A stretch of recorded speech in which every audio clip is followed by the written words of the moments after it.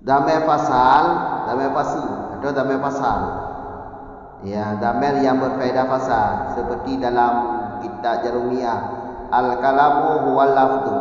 Damai tersebut karena berfaedah pasal berarti termasuk bagian daripada sifat usul fiqh.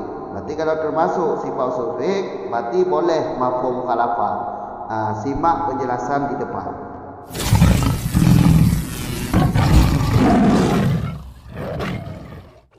Bismillahirrahmanirrahim.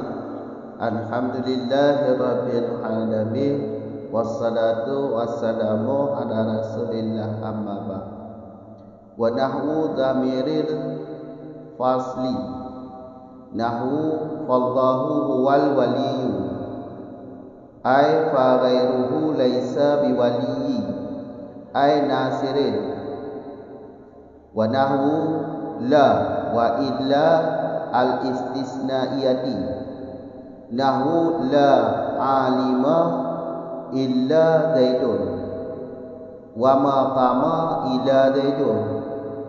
Mantuquhuma nafyul ilmi wal qiyami an ghairi zaidin wa mafhumuhuma isbatul ilmi wal qiyami li zaidin. Wa mimma yufidul hasra nahwu al alimu zaidun wa sadiqi zaidun. Wa dzalika mufadun min ziyadati nahwu wa qad yufadu aidan min qawli kal asli wa minha warus batuhu qabla syarti. Dan itu seumpama damai pasal, seumpama maka bermula Allah, dianya Allah itu penolong. Artinya maka selain Allah itu tidak ada, ianya selain Allah itu dengan wali, artinya nasir, penolong. Dan itu seumpama la dan illa istisnaiyah. Seumpama la alima, tiada yang alim kecuali itu Zaid, dan tidak berdiri kecuali oleh Zaid. Bermula maktok dua contoh tersebut itu nafi ilmu dan berdiri untuk selain Zaid. Dan bermula mafhum mukhalafah keduanya, dua contoh tersebut itu menyebutkan ilmu dan qiyam bagi Zaid. Dan sebahagian daripada ma yang berfaedah ianya ma akan hasan, itulah seumpama al-alimu Zaid wasidiqi Zaidun. Dan bermula demikian yaitu contoh al-alimu Zaid dan sadiqi Zaid itu berfaedah daripada tambahanku. Yang mana tambahanku? Kata nahwi. Waqad terkadang difaedahkan ianya demikian pula daripada kataku. Sama seperti kita asal. Wa minha, yang mana kataku? Wa minha, dan aku tertibkan dianya demikian qabla, sebelum syarat. Lanjut dari masalah yang di belakang. Jadi kita ulang sedikit agar berkaitan masalah di belakang dengan masalah yang di depan.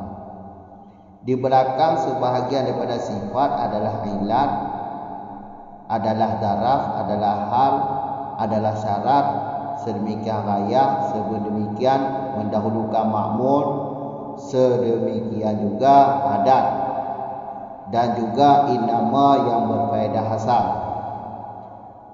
Kemudian nahwu damir fasil. Damir pasal termasuk bagian daripada sifat. Yang dimaksud dengan sifat adalah lafaz yang berkaitan bagi lafaz lain. Contohnya, fallahu huwal wali. Fallahu huwal waliyu. Allah adalah penolong. Allah adalah penolong. Ini mantoknya. Lafaz menunjukkan kepada makna hakikat adalah mantok. Adapun kerana huwa ini dhamir fasal, faedahnya dhamir fasal, maka termasuk sifat. Ya, kalau termasuk sifat berarti boleh mafhum mukhalafah. Cara mafhum mukhalafahnya di sini telah musannif tafsir, iaitu fa ghairuhu laisa biwali. Ini cara mafhum mukhalafahnya. Karena mafhum mukhalafah kan manfi, yang ternafi daripada hukum mantok. Berarti fa ghairuhu laisa biwali. Selain Allah bukanlah penolong. Itulah cara mafhum mukhalafah. Selain Allah bukan penolong. Faham tak? Berarti dhamir fasal, dhamir yang berfaedah fasal. Dalam kitab nahwu jarumiyah kan ada al-kalamu huwal lafdu. Itu dhamir fasal. Berarti termasuk sifat usul fiqh, lafaz yang berkaitan dengan lafaz yang lain. Berarti boleh mafhum mukhalafah. Kalam adalah lafaz, berarti selain lafaz bukan kalam. Selain kalam bukan lafaz. Boleh juga seperti itu. Selain kalam bukanlah lafaz. Lafaz hanyalah kalam. Seperti contoh di sini, Allah adalah penolong. Selain Allah bukan penolong. Kemudian seumpama la berserta ada istisna, illa ada istisna. Ini termasuk sifat juga. Contohnya la alima ila zaidun dan maqama ila zaidun. Mantok kedua contoh tersebut iaitu nafi ilmu, nafi berdiri untuk selain Zaid. Karena yang berdiri, yang alif cuma Zaid, khusus cuma Zaid. Itulah mantok. Hukum mantoknya. Karena mafhum mukhalafahnya iaitu mensebutkan, mengisbatkan ilmu dan qiyam bagi Zaid. Itu mafhum mukhalafahnya. Berarti adat nafi berserta ada istisna termasuk sifat dalam usul fiqh. Maka mafhum mukhalafah boleh. Boleh mafhum mukhalafah. Karena mafhum mukhalafah ini adalah mafhum pada sifat. Faham kan? Dimanapun ada la berserta ada istisna, maka di sana boleh mafhum mukhalafah. Karena la berserta illa ada istisna adalah sifat. Berarti kalam tam lagi manfi lah. Kalam tam lagi manfi. Atau kalam manfi. Kalam tam lagi manfi boleh. Kalam manfi boleh. Kalam manfi. Kemudian di depan lagi, mimma yufidul hasra. Sebahagian yang berfaedah hasar adalah contoh al-alimu zaidun. Al-alimu zaidun termasuk contoh-contoh yang berfaedah hasar. Kalau di atas yang berfaedah hasar kan inama yang dikasrahkan hamzah. Inama yang dikasrahkan hamzah termasuk berfaedah hasar. Ada hasar namanya. Berarti bukan contoh inama aja yang berfaedah hasar. Al-alim Zaid termasuk hasar juga. Termasuk berfaedah hasar. Faham kan? Ini maksud al-alim Zaid di sini jumlah ismiyah yang dua tarafnya adalah makrifah keduanya. Kalau di sini taraf mubtada makrifah dengan alif lam, al-alim. Sedangkan taraf khabarnya makrifah dengan alamiah, Zaidun. Makrifah dengan alamiah. Contoh Siddiqi Zaid. Siddiqi ini makrifahnya dengan idafah kepada dhamir. Sedangkan Zaid makrifahnya dengan alamiah.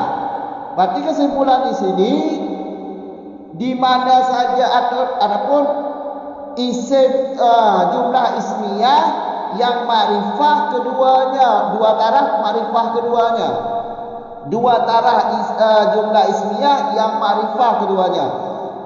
Makrifahnya terserah, boleh makrifah dengan alif lam atau boleh makrifah dengan alamiah, boleh makrifah dengan idhafah kepada dhamir atau kepada lainnya. Kan isim makrifah ada 6. Isim makrifah kan ada 6 kan?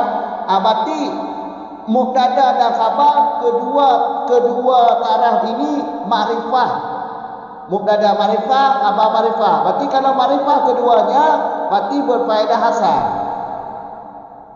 Kalau makrifah keduanya dengan alif lam, ini ada dalam kaedah nahwu, kaedah ilmu nahwu. Kaedah ilmu nahwu, kalau alif lam masuk pada mubtada, menghasarkan kepada khabar. Mubtada itu dihasarkan kepada khabar. Kalau alif lamnya masuk kepada khabar, maka khabar itu dihasarkan kepada mubtada. Kalau keduanya makrifah dengan alif lam, berarti saling hasar. Khabar dihasarkan kepada mubtada, mubtada dihasarkan kepada khabar. Ini undang-undang ilmu nahwu, kaedah ilmu nahwu. Karena ilmu ma'ani, kalau dua taraf ini makrifah, ia juga berfaedah hasan. Mubtada makrifah, khabar makrifah, maka berfaedah hasan. Makanya contoh al-alif zaid termasuk berfaedah hasan, termasuk dari contoh yang berfaedah hasan. Kalau contoh berfaedah hasan di atas inama, al-alif zaid termasuk dalam pengertian inama, berarti termasuk juga sifat, bagian daripada sifat juga. Sifat ilmu usul fiqh, lafaz berkaitan bagi lafaz lain. Berarti di sinilah maka dibolehkan mafhum mukhalafah. Karena mafhum mukhalafah pada sifat. Paham kan? Wa dzalika mufadu min ziyadati. Demikian yaitu contoh al-alimu zaid wa sadiqi zaid. Contoh ini berfaedah daripada tambahanku. Mana tambahanku? Lafaz nahwu. Jadi contoh ini berfaedah hasan lewat kata nahwu. Berfaedah hasan dari tambahanku lewat kata nahwu. Berfaedah sebagai sifat, termasuk bagian sifat lah. Berarti lewat kata nahwu atau berfaedah hasan lewat kata nahwu. Kadang-kadang boleh juga, kadang-kadang aidan pula. Kadang-kadang contoh demikian ini iaitu al-alif zaid berfaedah lewat kata musannaf di atas iaitu wa minha. Contoh al-alif zaid termasuk sifat berfaedahnya lewat kata wa minha di atas. Wa minha di atas, wa minha ailatu wa darbu wal halu wa syartu. Lewat kata itu. Kalau berfaedah lewat kata minha di atas, berarti saya tertibkan demikian itu sebelum syarat. Berarti contoh nahwul alimu zaid ini letak kata ini di belakang kata wasyartu di atas. Coba lihat di atas ada kata wasyartu. Di belakang kata wasyartu maka terletaklah kata al-alim zaid. Nahwul alim zaid. Kalau berfaedah lewat kata wa minha, tapi kalau berfaedah lewat kata nahwu, maka masuknya lewat yufidul hasra. Yufidu hasra. Karena ini kan sebahagian yang berfaedah hasan. Sebahagian yang berfaedah hasan contoh al-alim zaid. Al-alim zaid ini termasuk hasan, tapi masuk contoh ini lewat kata yufidul hasra innama bil kasri fil asal. Makanya wadzalika bermula demikian contoh berfaedah daripada tambahanku yaitu yaitu kata nahwu lewat kata nahwu. Lewat tambahan kata nahwu. Yang jelas berarti Al-alim zaid kan berfaedah hasan, berarti termasuk bagian daripada sifat. Kalau termasuk sifat berarti boleh mafhum mukhalafah. Alim ini zaid, ini mantuk. Mafhum mukhalafah selain zaid bukan alim. Alim untuk selain zaid tidak ada. Alim ini khusus untuk zaid. Selain zaid tidak alim. Itulah cara mafhum mukhalafahnya. Faham kan? Tiga tu kamu ulang turah lagi. Damel pasu, damel pasu. Damel pasu nyo termasuk sifat C. Contoh Allahu huwal wali. Yang damelnya damel pasu tu. Hidup antara mubtada khabar. Hidup antara mubtada khabar damel pasu. Berarti damel pasu termasuk sifat. Berarti jid mufhum mukhalafah. Menyo mantok ji iaitu lafaz Allahu huwal wali itu nyo ada makna Allahnya penolong. Yang berarti mantok. Ingat mantoknya itu makna dari lafaz. Lafaz menyetiuk ada makna hakikatnya mantok ke? Kalau menyetiuk ada makna selain hakikat, hanya mufhum. Mufhum mukhalafah. Nyo pembahagain tu beda berdasar isyarah dah. Nak makna lazim tu. Nyo kon bahasnya antara mantok dengan mufhum mentong kena begah no. Baik pertama berlain. Kamu kan? Maka menyo makna mufhum mukhalafah ji kiban. Fa ghairuhu laisa biwali. Nya mafhum mukhalafah. Menyo fallahu huwa wali itu nyok dia ada makna fa ghairuhu laisa biwali. Nya mafhum mukhalafah. Nya makna mafhum mukhalafah hukum masbut dari mafhum mukhalafah. Menyo mantok ji kiban. Allah penolong. Menyo mafhum mukhalafah ji kiban. Selain Allah bukan penolong. Berarti bab tamai pasal je mafhum mukhalafah. Lagi dalam Jeremiah tu, al-kalamu huwal lafdu. Kalamnya adalah lafaz. Berarti selain kalam bukan lafaz. Selain kalam bukan lafaz. Karena kalam cuma kalam yang lafaz. Ya kan? Selain kalam bukan lafaz. Selain mafhum mukhalafah tu. Ka likulam. Kemudian la nafi berserta illa adat istisna. La nafi berserta illa adat istisna. Contoh la alima ila zaid. Nyo termasuk sifat. Termasuk lafaz yang berkaitan bagi lafaz lain. Berarti dia mafhum mukhalafah no. Kerana kata benar sifat. Ka. Kalau contoh kedua maqama ila zaid. Mantok dua contohnya kiban mantok ji lafaz la alima ila zaid nyo itu nyok ada makna hakikat ji kiban berarti gepenafi ilmu ke kon zaid gepenafi ilmu ke selain zaid berarti yang alimnya cuma zaid selain zaid hanya alim gepenafi ilmu ke selain zaid yang mantok tu kiban boleh lafaz lagi yang makna tiada alim betul tiada yang alim kecuali zaid berarti alimnya kau berpenafi ke selain zaid. Ini mantok ke? Menyo mafhum mukhalafah kiban tu. Mafhum mukhalafah tak sebut ilmu ke zaid. Ilmunya berarti ke zaid. Mafhum mukhalafah. Mafhum mukhalafah kau kebalikan dari matan. Menyo matan ni kau nafi ikut la alima ke tiada yang alim. Berarti kebalikan daripada haji berarti alim. Dia sebut alim bagi zaid. Menyokong penafi alim ke selain zaid yang mantok, menyokong tersebut alim kepada zaid yang mafhum mukhalafah. Kakak. Berarti kalam-kalam yang ada istisna dengan adat nafi yang berarti lafaz yang berkaitan atau sifat dalam usul fiqh berarti je mafhum mukhalafah. Sebahagian contoh-contoh yang berfaedah hasan iaitu contoh al-alim zaid. Sadiqi zaid, temanku adalah zaid, alim adalah zaid. Berarti contohnya termasuk berfaedah hasan. Nyo contoh yang berfaedah hasan yang makrifah berdua yang maksud itu. Mubtada makrifah, khabar makrifah. Terserah makrifah ngampu terserah. Pokoknya makrifah. Isim makrifah kau yang 6. Nama isim makrifah. Berarti terserah. Pokoknya berisim makrifah. Mubtada bermakrifah, khabar bermakrifah, baru berfaedah hasan. Berarti kaji mafhum mukhalafah hina. Karena menyokong berfaedah hasan kata benar sifat. Berarti kaji mafhum mukhalafah. Kamu orang. Munyo hasad ku na ino na berfaedah na dikandung nafi dan istisna pada kedi. Jecit na jit. Tambah lagi nama. Ya. Munyo ada kedi bukan jit mah. Tiada ada kecuali zaid. Berfaedah hasad. Atau bek ada kedi jecit pakai bek ada kedi. Karena munyo alimnya zaid sebagaimana dalam kaedah nahwu.